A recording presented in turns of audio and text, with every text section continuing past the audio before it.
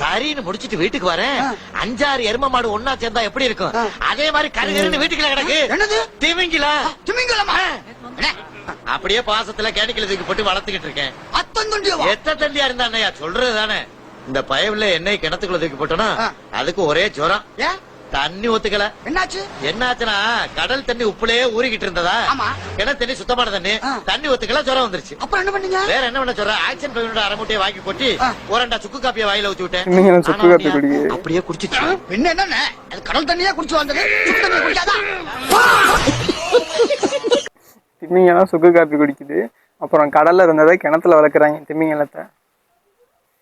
இதுல இன்னொன்னு எப்படின்னா, இது இப்போ உள்ள ஏஐ வச்சு இந்த மாதிரி டைலாக்லாம் வந்து உண்மையாக பண்ணியிருக்காங்க. எப்படின்னா, இந்த வடிவேல் காமெடி ஒன்று இருக்குங்களே, அக்கா வச்சு பேக்கரி வாங்கினது அப்படின்னு, அதுவும் ஒன்று இருக்குது. அதே ஏஐயில் வச்சு கரெக்டாக பண்ணிட்டாங்க. அந்த டைலாக் ஏற்ற மாதிரி அக்கா வச்சு பேக்கரி வாங்கின மாதிரி இந்த மாதிரி தான் பண்ணியிருக்காங்க காமெடியாக.